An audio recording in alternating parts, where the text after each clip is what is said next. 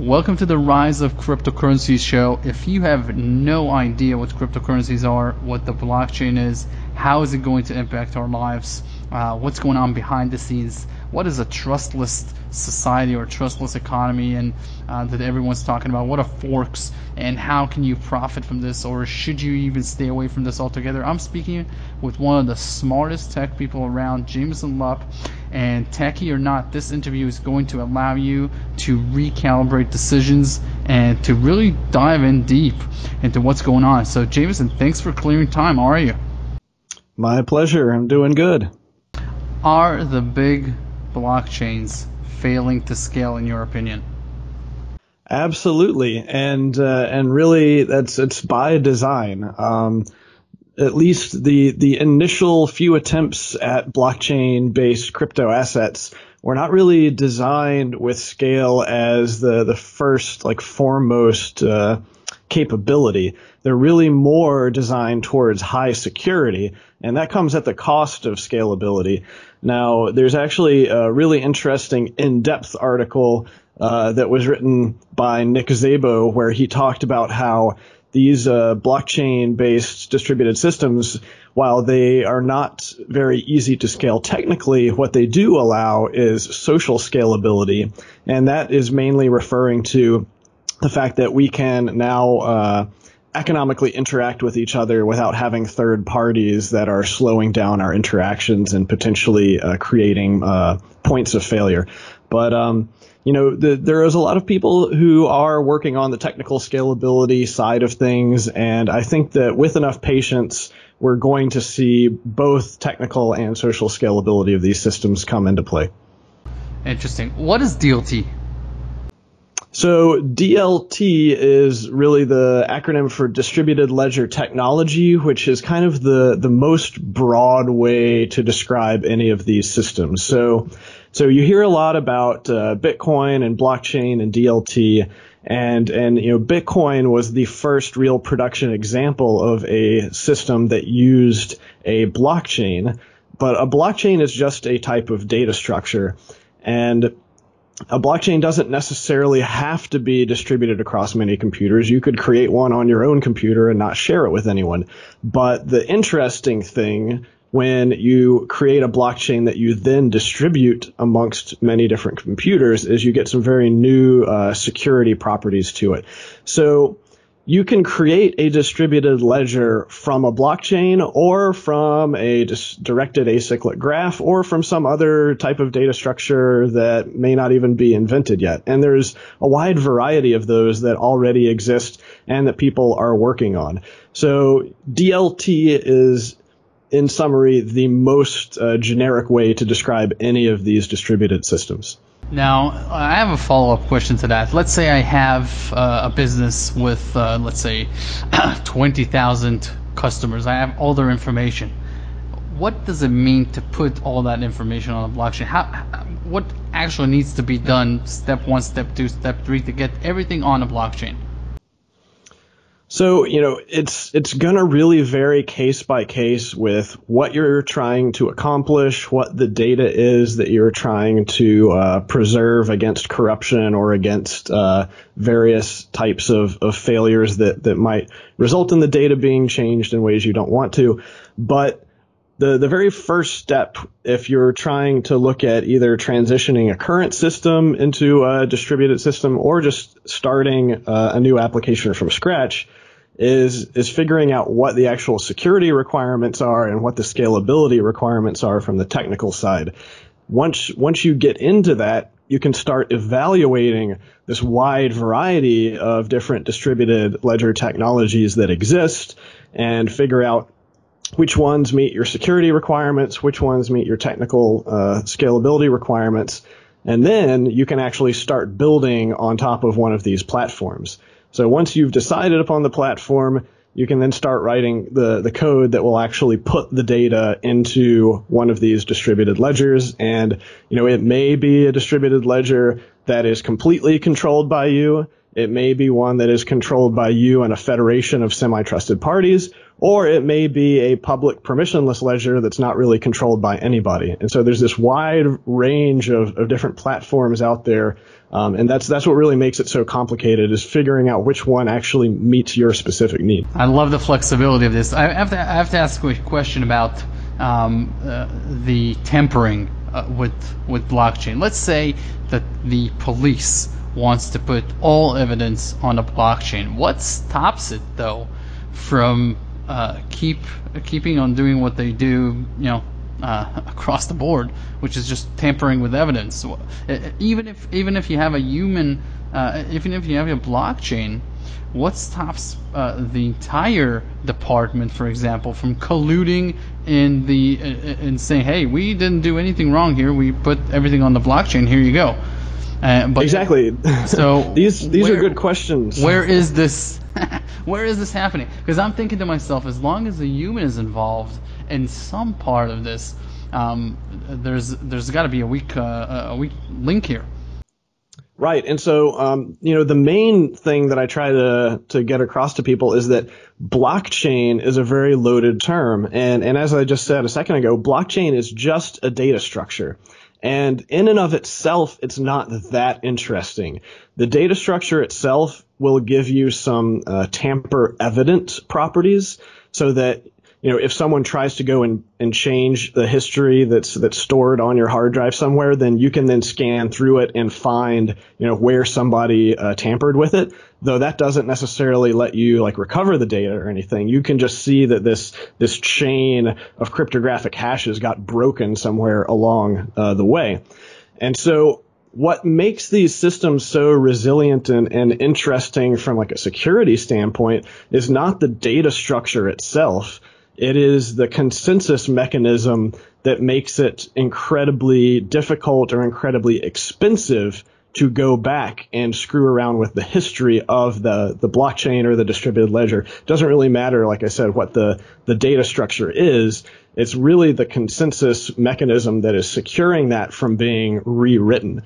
And so with Bitcoin, of course, you have proof of work, which is this cryptographic proof of energy expenditure, so that you can actually very easily mathematically determine how many joules of energy would need to be expended by someone with a lot of mining power in order to go back a certain amount of time and rewrite the blockchain. How and much then, of course, would you it have cost plenty of to others. fake one Bitcoin today?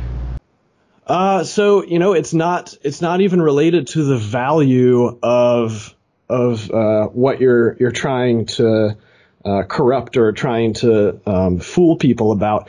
It's about how many blocks or how many minutes or hours back in time are you trying to go back. And so even let's see, an easy way to actually to figure it out off the top of your head is to actually look at what the block rewards are. And so right now in Bitcoin, it's 12.5 Bitcoins, and I think the exchange rate is around $9,000. So, that's what, $80,000, $90,000, $108,000 every 10 minutes or so that is being paid to the miners. And, you can get more into the details and math and look at hardware and stuff. But in general, most miners are going to be near break even. So you can assume that, close to $100,000 in energy is probably being spent to mine each of these blocks. And so it's going to cost at least that much for a miner to then go back in the blockchain and start mining a new fork that changes the history. Interesting. Now, do you consider all these tokens to be currencies?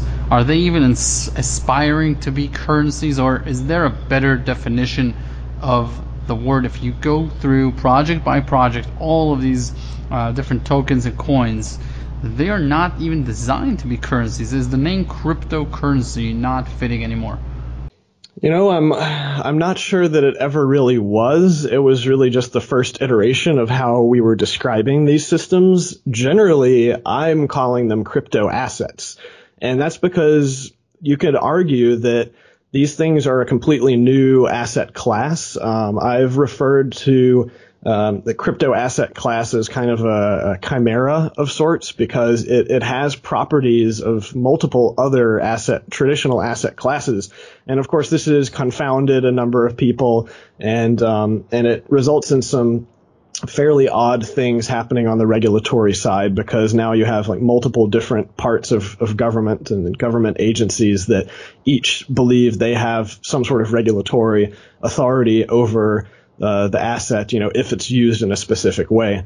But it is this new thing, and so that's generally why I call them crypto assets. Now, of course, you can look at each specific asset and try to figure out, well, what is the general purpose of this thing? Why did the developers create it? How are most people using it? And so as a result, some of them may act more like currencies, some of them may act more like equities, and some of them may just act like digital gold. Interesting. How does the average person get to enjoy this revolution, if at all, directly or indirectly? In other words, how does the blockchain or cryptocurrency come into his life in the same way that a smartphone came into his life or that the internet came to his life? I think the average person is going to eventually adopt them in a roundabout way and possibly even in a way where they don't know that they're using it, much like the internet itself in some ways, where over the years, I see us building more and more layers of abstraction on top of these blockchains and distributed ledgers. And so eventually, I would be willing to bet that a number of apps that people use on a day-to-day basis are going to be using a blockchain on the back end, but they're not even going to know it. Just like, you're using Facebook or Twitter or banking websites right now, and you have no idea what type of database technology they're using on the back end. It's hidden away from you. Well, just like you're using your smartphone, and most people don't even know that requires a satellite. Exactly. So I understand that completely, but talk more about the added benefits to it. I mean, how can this really enrich people's lives and indirectly, not as an investment, but as part of their way of life? Well, my main hope is that it's going to reduce a lot of current costs of humans basically having to check up on each other. I mean, that's the most interesting, I think, like fundamental function of these systems is trust minimization. And, the obvious thing, of course, being if you're going to use it as an accounting ledger, as a system of money, then now you're basically deprecating or making accountants obsolete. So I think that you're going to find that any type of interaction between people that currently requires some sort of trusted third party to broker and to mediate, that is really what is most ripe for disruption here.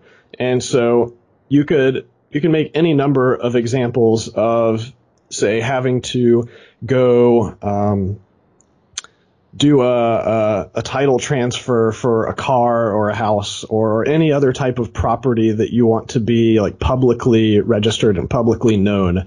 And right now you might have to go to a bank or a DMV or some other trusted authority. You have to wait in line. You have to wait for them to basically, reconcile and notarize and sign off the asset transfers. And of course, even easier examples being in the financial world, where we have all kinds of different assets that are basically just digitized assets that are stored in some database somewhere, but they have to be reconciled on a regular basis between different financial institutions. So there's actually a lot of like 1970s and 1980s era technology that is currently doing those reconciliations on the back end. And then, of course, there are a ton of humans that are also checking up on it. doing a lot of manual accounting labor. So I think that this technology is going to allow us to get rid of a lot of that, to sort of free up a lot of the capital, human capital that's going into these systems, and just reduce the friction. Well, one thing you can definitely say is that there is no other industry in the world that makes so much money as banks, and they open the doors at 9 and close them at 2, 3. There's just no other business that can be that lazy and make so much money. They have no competition, and they've been sitting on frozen technologies for decades. In other words, if I was Jeff Bezos, I would attack this industry next, because it's just lacking ingenuity until blockchain came along and until these competing currencies came along. So, but it's because it's so touchy, the matter of currency, the matter of money. It's not like you're revolutionizing how people listen to music. You're revolutionizing how the world works. So it's definitely going to be a very, very interesting few years with regards to regulation and everything like that. The unbanked, the undocumented are obviously the ones that will benefit most from cryptocurrencies, since they can circumnavigate around these banks from now on. And I've been to a bunch of countries in the last year where when it's payday, like it's salary day, there are lines that you won't believe in the banks. It's just insane. I was I was looking to get my money out of the ATM, and I said, hell no, I'm just gonna come back at midnight or something. This is crazy. Why aren't companies and entrepreneurs off to the races, going into these third world countries and building these valuable networks? If it was me, I'd even hand out mobile devices for free to incentivize new users. I mean, come on, you can give people $10, $20 smartphones, and it's a great return on investment to recruit new users. What is going on? Why isn't this a bigger push right now? That's a good question. I don't know if it's due to laws and regulations that are making it too expensive for like larger financial institutions to set up shop there, or if it's simply because they need so much overhead, and perhaps the average income and revenue that they would expect from people in these countries with much lower GDPs and average income is just not enough to make it promising for the companies to set up shop. But I think that you're right that long term it really is the promise of being your own bank. And if we get to the point where all you need is a really cheap smartphone to be able to access global financial infrastructure, then hopefully we can see similar type of leaps forward happening, where like in Africa, from what I've heard, a lot of the folks there have completely leapt past having desktop computers, laptop computers, and internet connections at their home, and jump straight to mobile. So that may be a similar type of leap where we see a lot of them completely leap past even using traditional financial infrastructure and just starting to basically do mobile banking through these permissionless financial networks. Jameson, what excites you?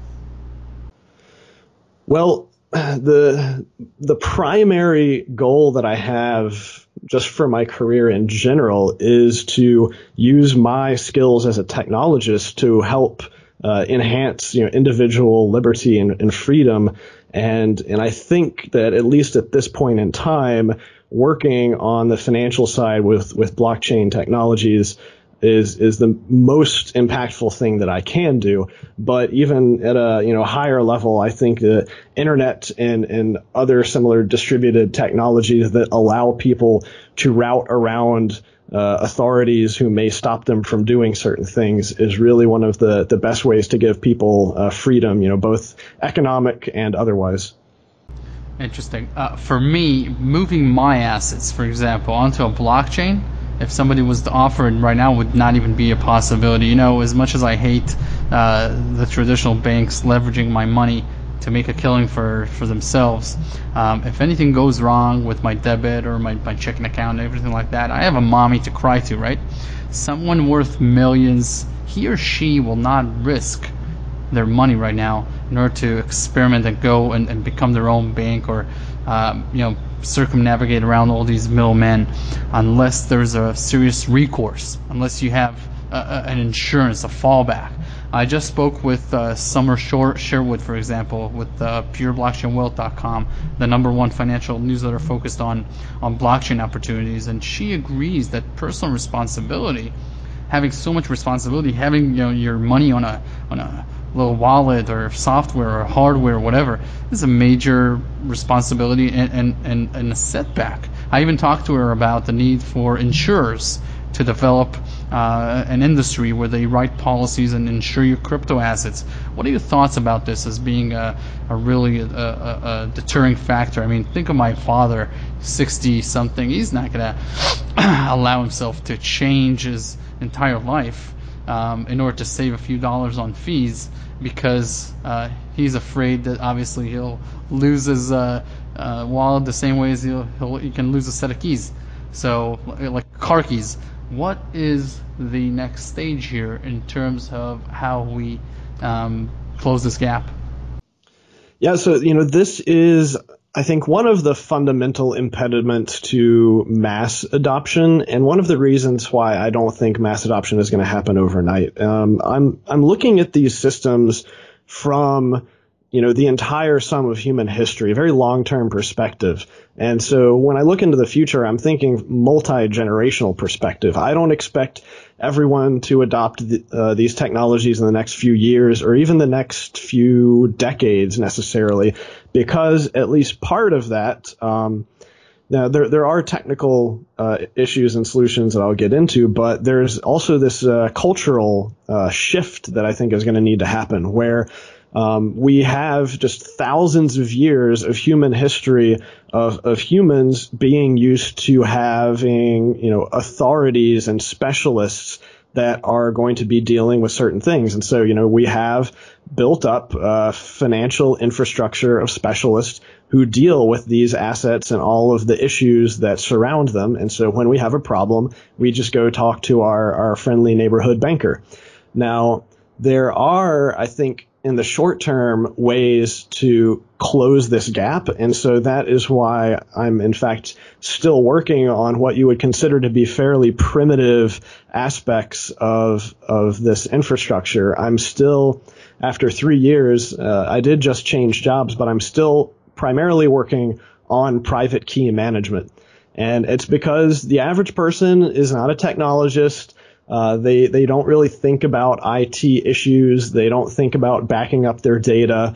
And, they're highly prone over a long period of time to lose things. So that's why I'm working on a wallet these days that is trying to be the most user friendly, but also most high security non-custodial wallet, because I think that while Bitcoin has always had this promise of allowing people to be their own banks, it's still been out of the reach of most people who aren't tech savvy enough and aren't willing to put in a lot of time to learn how to do it right.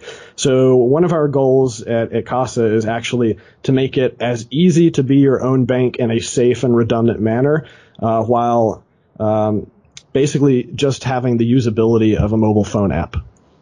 Now, let's talk about Wall Street. They're eagerly coming in to quote-unquote help people with their insatiable speculative desires. You can bet your ass that products that are exotic products are going to hit the market soon. Baskets of cryptos to go long, to go short, to leverage, to hedge, you name it. Is this good or bad?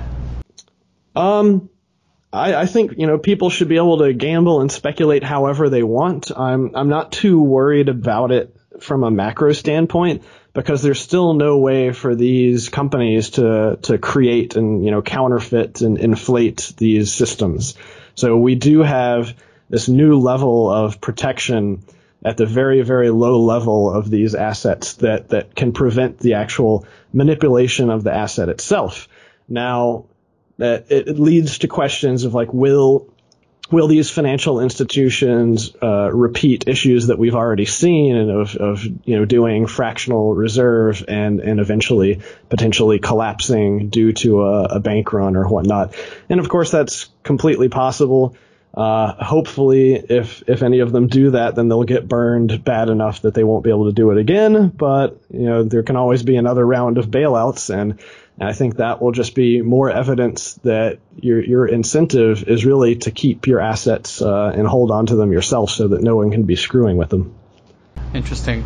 In the end, why should Bitcoin exist? In other words, if banks will cut their fees, will Bitcoin still be needed? If they improve their transfer times, will it be needed? What is the reason that Bitcoin and its peers should coexist with banks? Are banks even capable of matching low fees and fast transfer times with all the middleman involved? Is it even possible for them to do this, or are cryptocurrencies superior in that regard?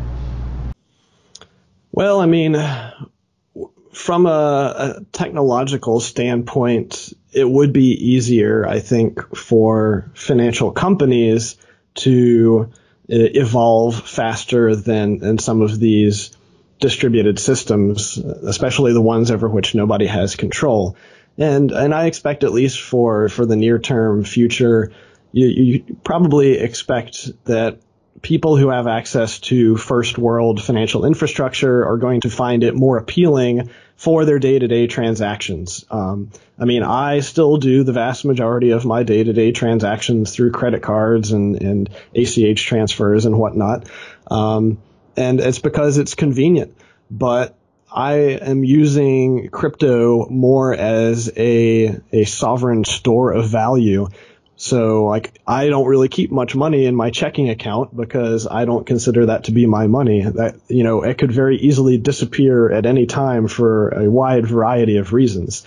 Now, over the years, as we continue to build on these technologies, then I'm hoping that we will also be able to compete with the banks from the payment system standpoint, and be able to have fast peer-to-peer transfers that are censorship resistant and have all these other great properties of crypto, and perhaps even have built-in consumer protection. I mean, it's certainly possible to build consumer protection into a system like this, but it's going to require a fair amount of thought. I've only seen a few early projects that are trying to do reputation systems or various type of escrow.